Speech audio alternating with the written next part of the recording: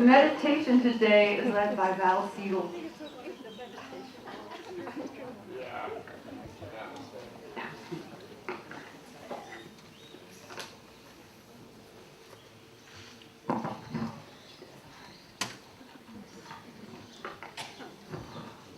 This is going to be hard.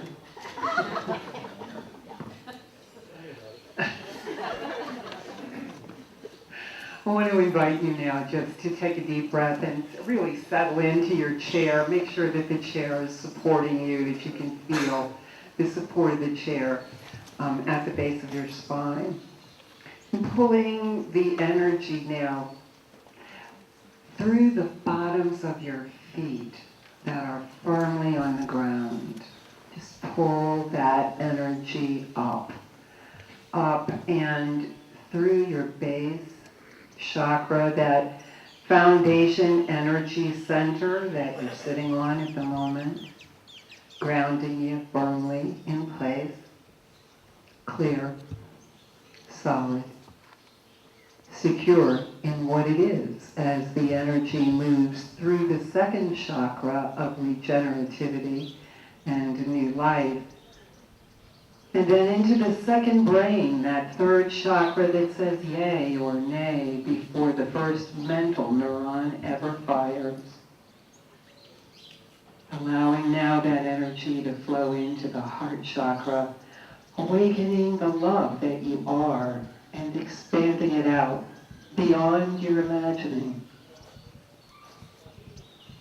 Feeling the energy now as it moves through your throat, clearing the space through which you speak and communicate your truth. Noticing now how this energy has come fully to the top of your head and using what we sometimes hear called the third eye. We feel alert, energized, grounded in our own space and in our own selves, while at one with all that is, earth and open space, one and oneness. We're fully conscious, here, present.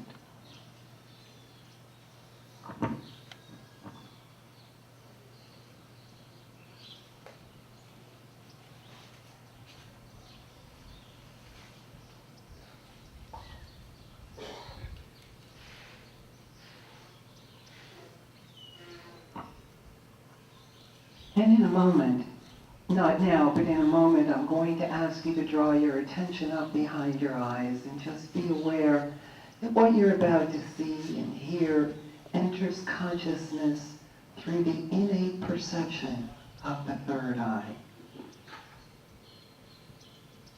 So whenever you're ready, just notice the sounds around you. Pay attention to the breeze. Gradually open your eyes. Bring yourself back to this space, to this moment.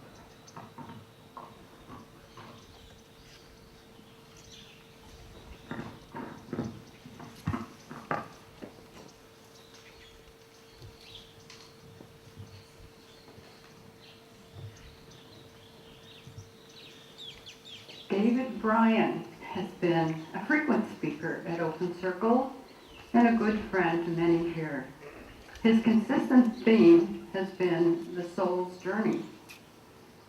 In his recently published Writing Off the Edge of the Mat, he writes about how he survived the difficult obstacles and challenges in his motorcycle adventure in Mexico's Copper Canyon. Every crisis provided a significant growth experience because David demanded that of himself. Today, David explores how we use maps that guide us, where they come from, and how to leave them when they mislead us, as they did him. The map is not the territory, he learns. Before retiring to Lakeside, David was a psychotherapist, motorcycle safety instructor, woodcrafter, and poet. He is also the author of The Man Loves the Wine She Serves Through Her Body. Let's welcome David Bryen.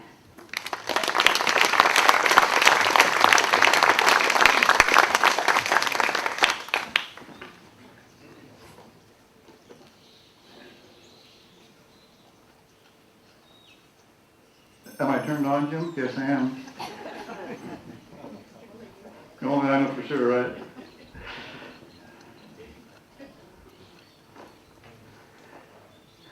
Dante wrote in the Inferno, midway in the journey of my life, I found myself in a dark wood. I wasn't so lucky. Midway in the journey of my life, I found myself underneath my crashed motorcycle. Searing pain from what must have been broken ribs refused to let me use any muscle to push her off. There should have been a way to get out of this mess. There should have been a well of resolve somewhere and a bucket of adrenaline that was someplace I couldn't reach. Icy hot spears radiated from my torso and shot through my whole body. From underneath my Suzuki, I watched the rear wheel spin as the engine idles as if nothing was wrong. It hurt to breathe. It even hurt to think.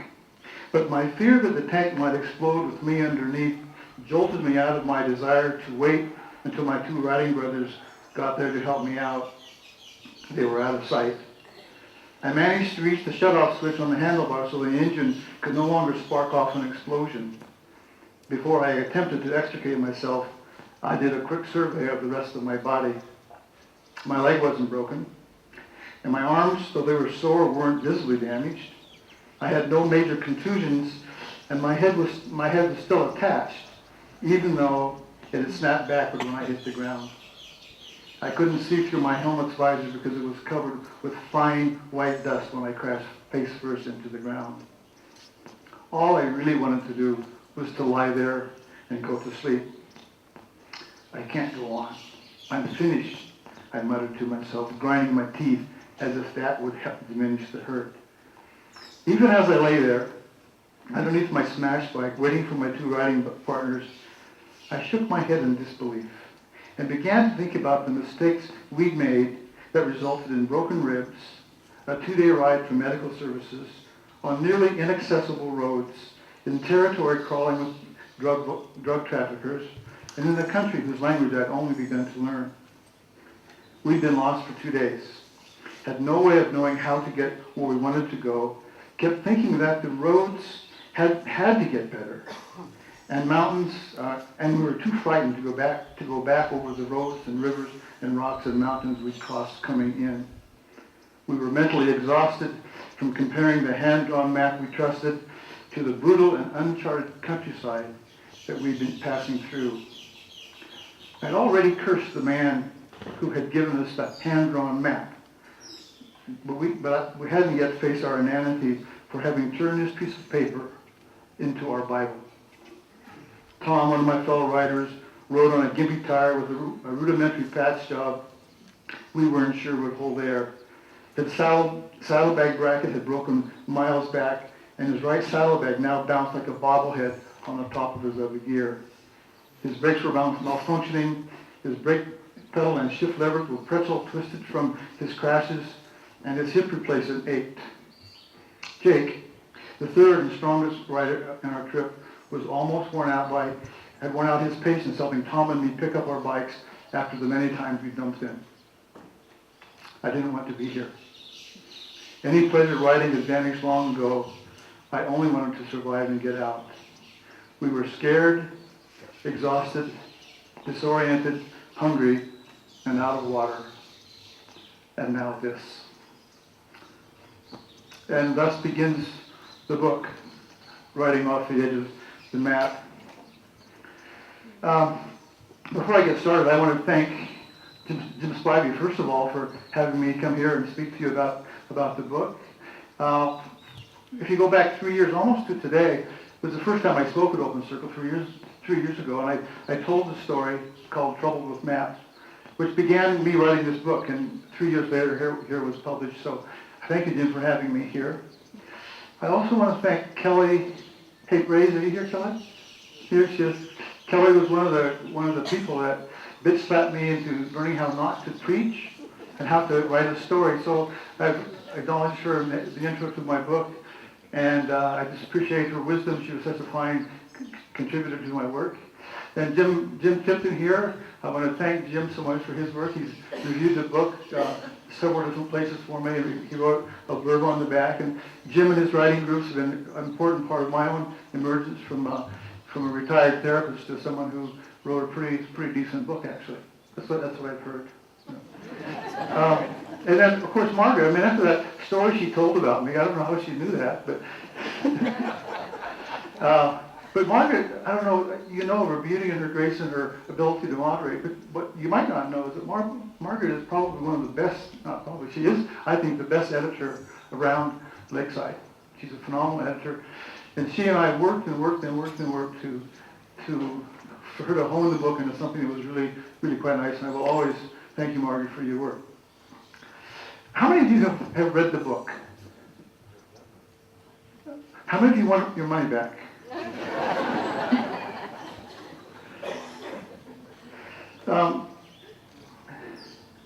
When I started to write, I didn't want to write another self-help book. I was tired of all the psychobabble that I'd spouted and wanted to find something different. But I wanted to use our adventure in the canyon to invite the reader into a significant reflection on how we think and why we think the way we do.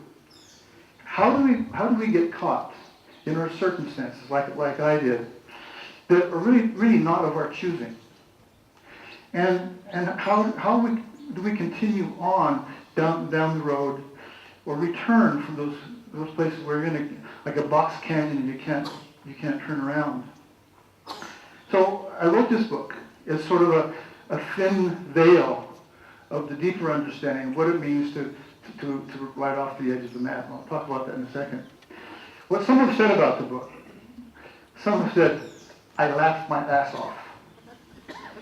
One wanted to use my book as her work with addiction with clients, with addiction clients. Some found their own deep prejudice in the book. Some found it a justification to think that men are stupid. Some person said it should have been titled Dumb, Dumber, and Dumbest. Others asked Gloria, why did you let him go? Some thought that Jake was the most interesting man in the world, and others thought he was a devil incarnate. One person who was in this audience described it as a spiritual killer. One said it was the masculine version of eat, pray, love. Someone said to me, why didn't you just turn around? And I say with that response, I say, how many of you know of a person, women generally, who end up in an abusive relationship? And do you ever want to ask them, why didn't you turn around and get out? Well, this book sort of addresses that question. But the book has been successful so far because what I've done in the book is I've used the motorcycle story to invite people to reflect on the inner journey with one's own self. To understand that even though I take this adventure tour that probably most people will never go, yet my experience is replicated many, many, many times in each of our lives. So one of my friends was asking me when I was writing the book, I had been working on this topic for a long time. They asked me, well, why did you write the book? What are you trying to say? I mean, what are you really trying to say when you wrote the book? So I scratched my head, I went back and I said, human beings, this is what I wanted to write the book about. Human beings are universally afraid of living without a map. So think about that for a second. The human beings don't like to live without a map, so that we, like Valerie said last time she spoke, she said that nature rushes in to fill a vacuum. Well, the mind rushes in to fill a vacuum. And so when we are at that point where we don't know what to do, the mind jumps in and tries to rescue us by giving us a map of our experience, a map to understand how to get out of this or that situation. But even though humans are a map-making species, we are also all the trouble in the world has to do with our blind allegiance to the map that are no longer conscious to us. And my idea there is to say that, the more strident a person's opinion is, what I would say, the more strident an opinion is, the deeper is the unconscious of the map that governs their life. So the more rigid we hold an opinion, and we just went through a horrible thing with the Congress in the United States. And if you listen to it as I did, the people who were the most strident were, to me, who were the most out of touch with their fear. They were out of touch with the map that organized their experience, that makes them live in a world where everything has gone to hell on a handbasket. So this idea of the maps control our life has been important to me for a long time. And so that's why I wrote the book. I wanted to write a book that helps people discover their fear of living in the moment, and living in the moment without a map, how and why we develop our maps, and how to leave those maps when those maps no longer serve ourselves. And we'll see as we talk about, I'll have you reflect in a few minutes on the different sort of paradigm shifts that you've made in your life. And understand that our whole life is organized as we go from a series of maps to maps to maps, or a series of paradigms, from one paradigm to the next to the next. I used to think that when I was growing up as a Baptist kid, that the worst thing in the world was a woman who would come and unzip her wetsuit for me. Somewhere along the road, that paradigm shifted. And now I pray for that to happen,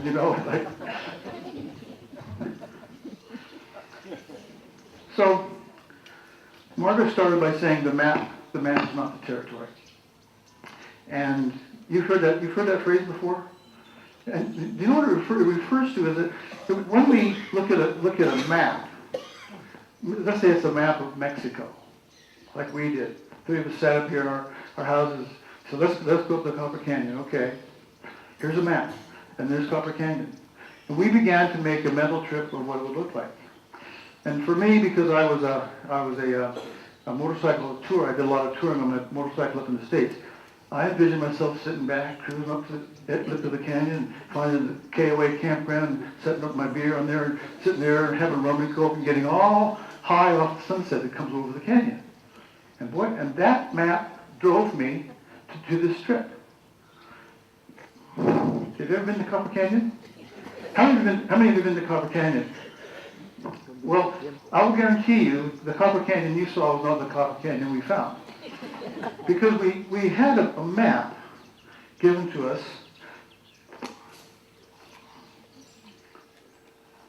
and you can come look at this later if you like.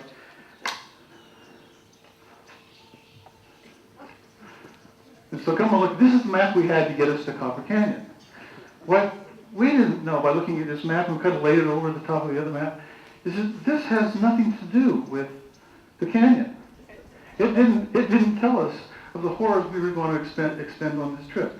But yet, having that map, having that idea of what our trip meant would be, allowed us to take this trip, even though the map that we had wasn't even anywhere in the universe of what our experience was going to be. So, when we think the map is not the territory, we have this mistaken idea that because the mind is always filling us in with what's going to happen, we almost always make a scenario of what's going to happen when we get there. We want to go into God, look at the map, remember what we've been, and we go there, but we don't know if what's going to happen is going to be buses stopping in the road, if there's going to be something else happening. So we must adapt to the territory that's there, the territory that's there and not the map. So this is how I wrote about the map as we were in El Fuerte, looking how to get out of El Fuerte up to the canyon. We headed east, not north. When Dante passed through the entrance to hell, he read the warning over the gate: "Abandon hope, all ye who enter here." It would not be long before those words became the reality I lived for days. We were on a quest for beauty. The closer we got to the canyon, the more our excitement to get there took over. Within 4 miles outside of El Fuerte, the asphalt thinned out and the road became small ditches, potholes. The road thinned out and roads became a dusty pothole obstacle course. Gravel became boulders, dips in the road became small ditches, slight rises in elevation became steep inclines.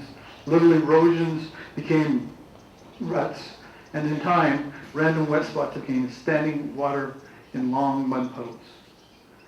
Because we'd seen a yellow-coated road on Mexico's official map, I figured it would soon return to blacktop. Our destination, our treasure, our commitment to get there, suspended all the warnings that suggested that we turn back. Does that sound like anything that's ever happened to you?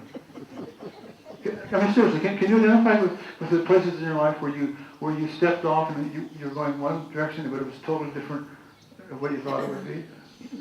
Bad relationships, maybe. Bad professors, college trips. You know what I'm talking about? Okay. I ground my better road would have to turn up again. Surely, just look at the map. I ground my teeth in determination, tried to find a way to see through my dust-covered visor, and rode on. I screwed down my eyes to narrow slits, blinking rapidly to flush the grit from underneath my contact lenses. It would be hours before I was sure we had taken the wrong road. But by then we were too far in to easily get out.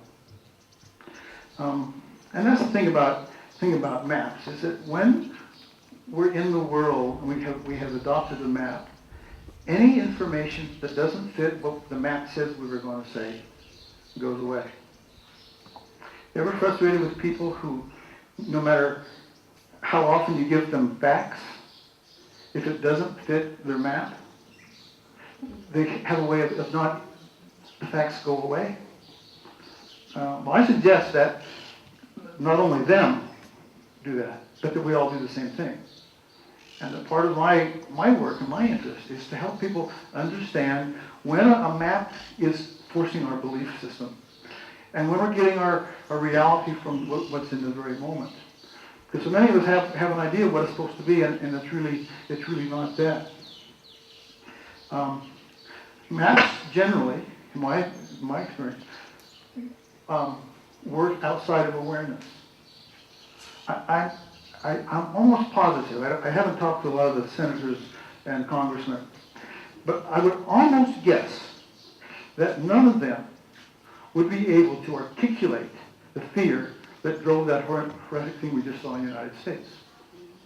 I don't think they would be able to listen to what is the story, what are the assumptions that are going on inside me to make me be so strident this way. And if my idea, my story, is that if we can find a way to acknowledge this is my story, this is my map, doesn't mean it's real. It doesn't mean the map I have doesn't mean it's real. It means that this is just the assumptions that I'm working on. That conflict could be handled differently rather than calling people names or putting fear into it. We could talk about the ideas that are driving the belief system. So, first thing I would say about map is that I think it's one of the highest calls in life, if you could put it that way. For me to understand what is the story that is driving me at this particular moment. I can't be unmapped. I don't think it's possible to live in the world without a map. But what is the map? What is the story that's pressing itself on me? I also have a feeling that, I guess it's an idea that I want to say, is that ideas are in the world prior to our existence. There are outstanding things that are there, before I conjure them up. Those of us who work with the dream know that information comes to the dream before we have an idea. The person who developed the first Xerox machine had a dream of ions jumping off the ink to the page. It was an idea he didn't have before he had that, and that's become a whole photocopying industry that we have. And that in the book, one of the very astute observers who reviewed the book on Amazon said that Is there something, caught the idea that I was saying, there was something in the soul that pulled us to the canyon. There's something in beauty itself that pulls human beings to beauty. That it's not something that I want to do, but it's something that it wants me to experience. This has been one of my major map shifts in my life, is to yield to the idea that the ideas that I get did not come from me, but came from another or a deeper layer of my existence that indeed want to show up in me. Democracy, for example, would be an idea that was apparently already formed in the unconscious before it burst onto the world as an active governmental agency, or a way of being in the world. And, I don't have to be true here. I don't have to have that articulated that exactly to understand what it is. But I do think that I would like you to explore that idea in your thoughts. Where do these ideas come from? Is it possible that the women's liberation movement came from something deeper than women who were wounded? Is it possible that the new consciousness that's coming into our world is there from outside of what human ego says it is? Is it possible? Is it possible that the big clash in the world has to do with an idea surfacing through some of the more liberal people in the world that is clashing with the idea of the conservative people of the world? And that it's the ideas that are trying to find people who will carry the idea out into the public debate? That's my thought. That's what I wonder about. And so when I wrote the book, I wanted to say, well, how do I say that without trying to get all new agey and stuff? Well, I put it as the canyon had an allure for me. And I hope that when you read this book, or when you feel that same allure for the canyon, is the most stunning place on earth. It's the most stunning place on earth. Okay. Blah, blah, blah.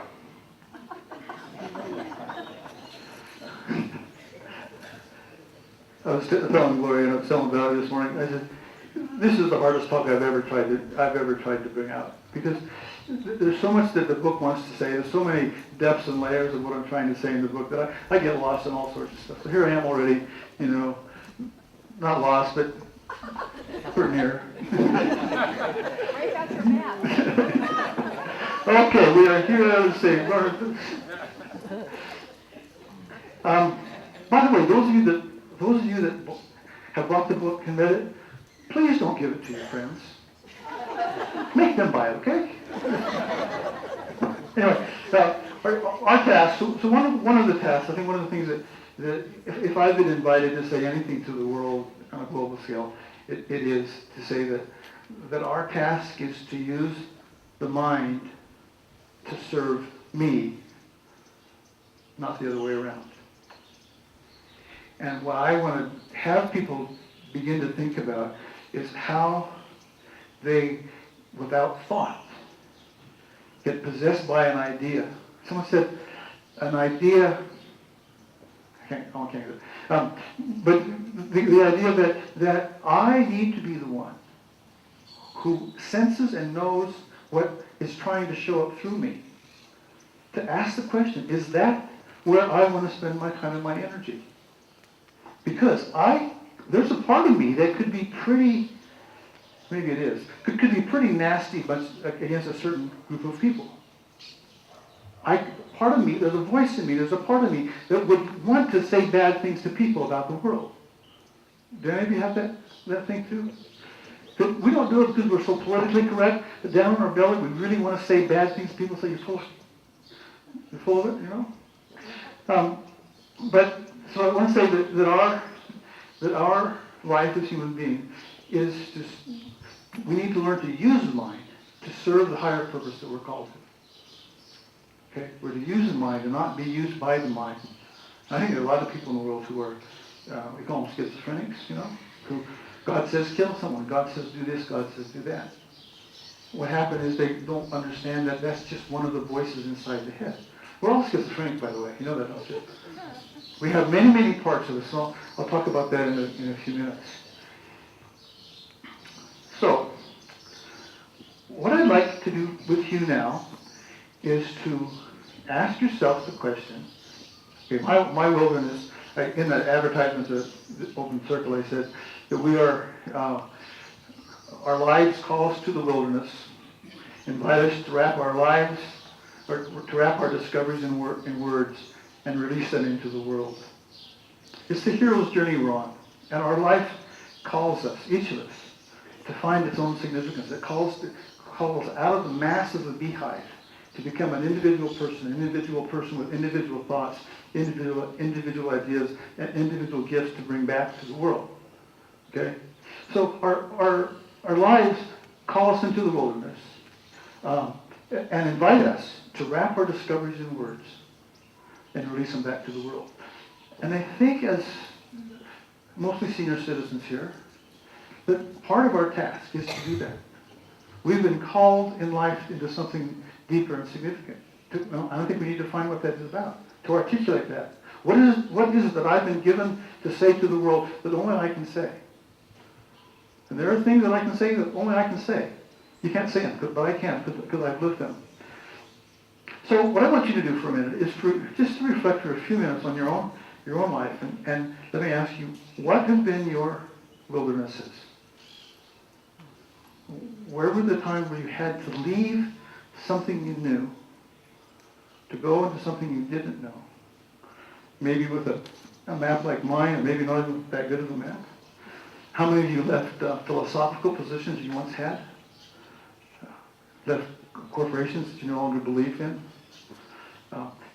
Left a relationship that had gone sour from one bad assumption to another? And over time, my encouragement would be to you to ask questions. Where did my mistakes catch up with me, us? Where did our mistakes catch us? Where were the times when I made a decision, and that decision that I made hurt me or other people? You know, my dilemma in the canyon was do I stay with these two other guys who were bound and determined to go on? One because he didn't have a reverse gear in his life, and one because he was afraid to go without the guy that didn't have a reverse. Or is it better to stay with them and risk my life that way? Or to get off my bike, turn around and go back, and risk my life trying to get back off the mountain alone? How often we get put in situations where one decision causes a compromise or a value change, damage to another person. So then, when you read the book, you won't say, "You're a stupid guy." You say, "No, you're just like me." Because we're all alike here, no one's different.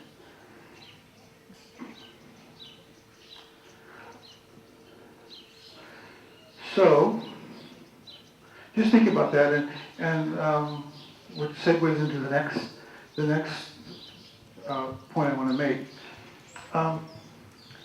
And that is that the most important relationship you will ever have in life is with the others of you. The most important relationship you'll ever have is with the others of you. I don't know how many of you are like me, but there's something in our culture and society that says we have to be one, we have to be centered, we have to have one belief, one value structure, one consciousness. But the reality is there are many, many, many of us inside. There's an old book years ago I read back when I was back in seminary, and her idea was to have a parts party. Go inside, draw a table, and make a circle for each of these different personalities you have. Begin to label each personality that had a different perspective and a different voice. Like a corporation has a guy in the mailroom and has a guy making the financial decision, the secretary, let's see who can come in, who can come out. But sit around and come to a parts party and begin to label all of the parts of yourself to see how many of you. And what you'll observe is that there are many, many, many of you that are there. We're all schizophrenic. It's not a bad thing. We're all multiple personality disorders. But most of us have found a way to make one personality rather than the most dominant one. So this shows up in the chapter Outside, Inside, Outside. This is about I don't expect all of you guys to get on motorcycles and ride or to love them like I do, but it's a good metaphor, I think. Pershing said that the motorcycle you're working on is a motorcycle called yourself. So in the curves, I repeat outside, inside, outside to myself as I move from side to side across the lane. See, motorcycles, they don't have to go straight around the corner. They can go from the yellow line to the curve and on back. This mantra resounded like a metronome when my bike and I rhythmically moved from side to side, the corner, close to the white fog line, then to the yellow center line, and back to the fog line at the end of the corner. Like dancers who abandon themselves to the music, riders too relish the changing tenor of the tires, singing on the pavement, the rise and fall of the engine's tone, and the harmony of the bike, road, and body. Outside, inside, outside has also served a living mantra for my life. I love to bring the physical data from the outside tangible world to help unfold the mysteries of my inner life. I pay attention to my paradoxes, my moods, my internal dialogues, and my dreams. After rolling my thoughts back and forth inside, I bring my attention to the demands of the outside world, which makes better sense when it's informed by what's inside. Winding roads always follow the contours of the mountains and valleys, immersing me in the sensuality of nature. The changes in the temperature, the smell of a pine forest, or the way a cascading stream freshens the air. All senses intensify and celebrate the fact that we're free. Any doldrums of life dissolve in the harmony of rubber against road, air against skin, and the quickening of awareness. And what I'm trying to say here in this section about outside, inside, outside is that if we're too inner, we don't do a damn thing in the outer world, nothing happens out there. When we're too out there, we don't do the inner, and the inner life of the soul doesn't flourish like it could. So, you will always find a discrepancy when you come inside yourself. When you really get honest with yourself and begin to write down what you're really all about, you will find huge discrepancies in yourself. And I say to people that motorcycle riding, like life, is all about finding traction. So imagine with me, you're up on a dirt road and you see this, you got the two tracks of the tires, you got the single lane road, you got the arch in the center, you got the mud puddles here. This is in a chapter called Under the Mud, in which Jake tells Tom and I how we're to ride in the mud. Now, most people, I was one of them, think that the best way to do it, if these are the two tracks with the mud puddle there, where are you going to ride your bike? In the middle. Absolutely wrong. Absolutely wrong. Because what happens is when the trucks go through the mud puddle, they kick out all the mud in the side, and what's down in the middle is rock solid. And so Jake, so this is in the book. So Jake must have figured my resolve to continue was waning. This is after I wiped out in the mud really bad. Thinking it was time to educate me on the nuances of riding, he told us, truck tires ride in the center of the left and the right tracks and kick the loose rocks and gooey stuff to either side. You'll find the best traction in the middle, where the water is the deepest. Dive into the deepest part of the rut. The bottom will be firm there. Give it some gas and get your weight off the front tire. So, being psychological as I am, introspecting, I said, wow, that is so Jungian. That's just like Carl Jung talking about the shadow.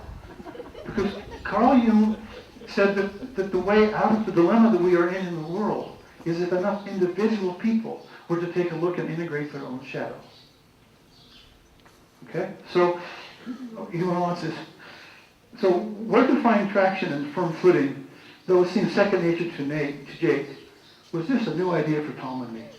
But sure to his teaching, when I applied it over the next few miles, it proved to be accurate. Trusting the direction and the momentum of the bike and not relying on steering, getting the weight off the front tire, pouring on the power, and heading into the deepest parts of the unknown was helpful in ensuing miles. I began to enjoy some confidence in this new attack mode. I had to score one for trusting the thrust, relying on momentum, and not fussing so much with the handlebars. That's a beautiful metaphor, by the way, of living life. We want to fuss so much with the little tiny things of our life. And if we can find where the true momentum of our life is going, we trust the thrust, apply the power, and we get to go on through. A voice deeper than my own kept encouraging me. Success has to do with trusting the traction available in the unseen. Quit fussing with the handlebars. When you steer around the slippery stuff, drive into the middle of the invisible. Find the certainty there rather than sliding around on the loose footing of what you can see. That's pretty damn good, David. That's a pretty good thought. You know, really it is. It's a deep thing there. Okay. Now, there's more I can say. The book is a purposely very layered book. I figured a junior high person could get the book and enjoy it a great deal, and also people with really deep mind ought to be able to find something to really chew on in the book. But I wanted to read this last section. Part of it is because it really honors the relationship that Gloria and I have developed over the years. The things that we've written about here in terms of living in the shadow, knowing the shadow, and I didn't touch the part about the need to live in paradox, but maybe get that in the question part. But I wanted to read this section because it's so true to what my life was about with Gloria.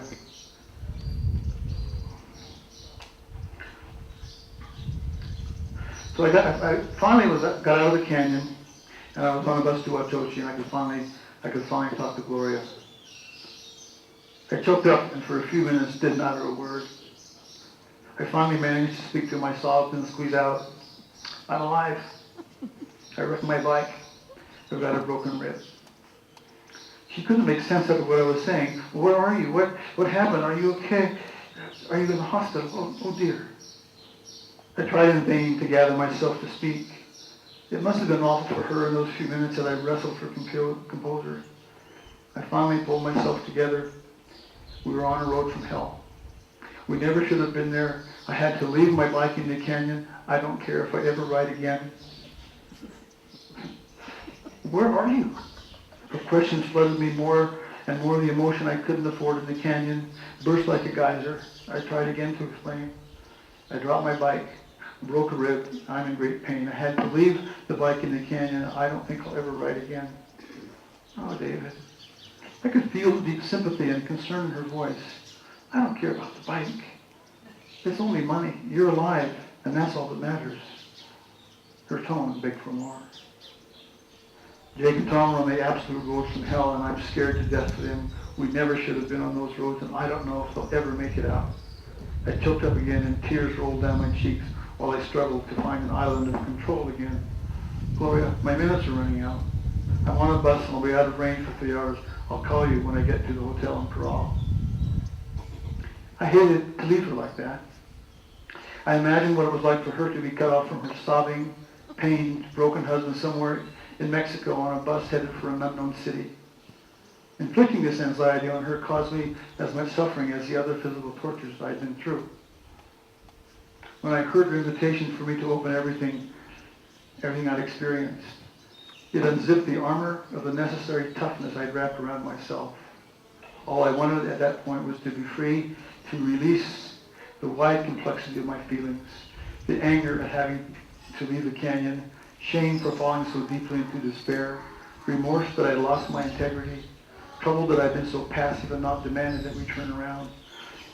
I was amazed at what I'd learned, stunned by the beauty of the canyon, broadened by having met some of the indigenous people, and the morbid fear I was suffering thinking about the rest of the ride for Jake and Tom. Within the safety of Gloria's wide and loving arms, I could be everything I was and was not, without fear of recrimination. After she demonstrated her love for me in this way, I began to find the important parts of myself in my weakness. and my vulnerability. During my 3-hour bus trip to Paral, I didn't locate my center by having a tough-minded macho pride. I found myself by allowing my desperation and the wide array of my emotions to be real. Gloria and I worked in our 40-year relationship to create a safe place where we could share our deepest secrets, the dirty parts of our personality, our actual hopes and doubts, and our vulnerabilities.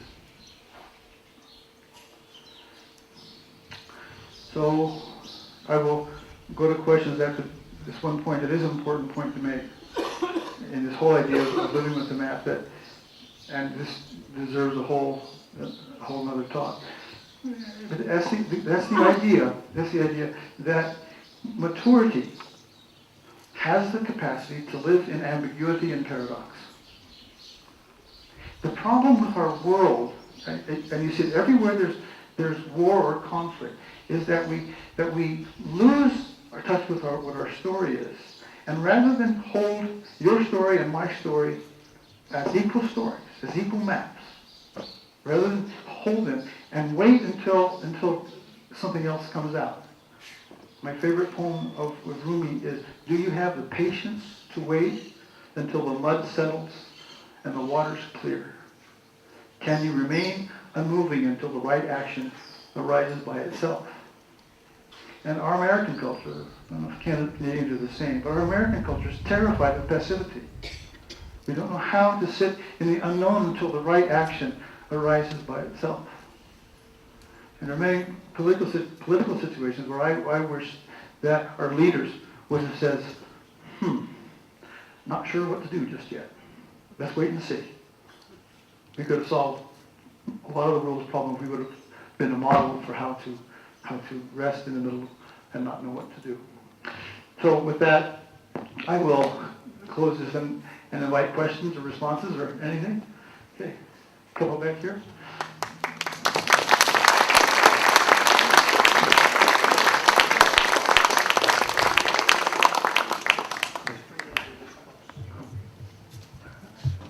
Hi, my name is Bob, and I can quite relate to your opening statements with regard to putting down a motorcycle and breaking ribs, because that's exactly what happened to us when we first started riding. The point of my question is this, that I'm having trouble relating to what you're saying, in that invariably the decisions that I have made, even though they may seem to have had sort of a negative turn or negative consequence, I've always worked, subconsciously I guess, to turn it into a positive. Yes. So, and so I'm having trouble relating what you're saying in that regard, because that the motorcycle incident, which by the way was on August the 11th, 1998, at 2:30 in the afternoon near Ashland, Wisconsin. So I remember that quite well. But, let me address your question. yeah, okay. When I talked about, the motorcycle metaphor is trusting the thrust of your life. One of the things about human beings that is absolutely profound, and you find it everywhere, I mean, in every person, even the sickest person, is this idea that I have come to this world to walk into significance in my life. And now, when we follow that, it doesn't matter, the circumstances doesn't matter, we're still going to follow that through, so that our lives turn out into what it's supposed to be. It deepens our life, because we'll take on the struggle, and it will deepen our consciousness and our awareness. So yes, I think that making a bad decision, it's just one of those things, like when you sharpen a knife, you sharpen one edge and lay it over, you sharpen the other edge, it gets sharper and sharper as you go through life. Have another one here. My name is Carol, and I just wanted to know if you would go to Copper Canyon again. Well, the answer is not did I, or will I, but did I, because I did. And went back, and the concluding chapters of the book was when this allure to the canyon and the allure to the beauty is the theme that takes me all the way, and I get to go back with my family. So yes, I would go in a minute. Yes. Would I go on the same roads? Absolutely not. I learned something. Any more questions? Comments? Okay. By the way, I want to say that we're going to have a kind of a reception at the Peacock Garden Restaurant. We'll meet there. We've got some tables reserved. And I would like to invite any of you who like me to sign a book. I'll sell some books there. If you'd like to come up and talk about the trip, or be glad to talk about the trip or the deeper things that I'm as passionate about as I am my motorcycle. But we'll really invite you to come. This is on Cologne number 10. It's up 2 blocks and over 1, Peacock Garden. And we'd like to have you there. If any of you are interested in a book or something, come to Gloria. She'll give you information how you could pick the book up if you wanted to. And anything else? Thank you. Very nice. Very nice. Yes, thank you very much. It stimulated a lot of thinking on our parts about our maps and where we're headed. I wanted to mention that next week we turn our clocks back. So do not miss. Our speaker next week is Beth McDonald, who will talk to us about blue zones, those places on the planet where the largest populations lived over the age of 100. There's been a lot of studies done about how come. And she's going to talk to us about factors that contribute to their longevity, such as diet, lifestyle, attitudes, etc., and how we can integrate this information into our own lives. So we hope you'll be here next week. Thank you for coming. Please stack your chairs and put your coffee cups in the trash. Thank you. And turn your cell phones back on. No? Oh. David, you can't take your phone off.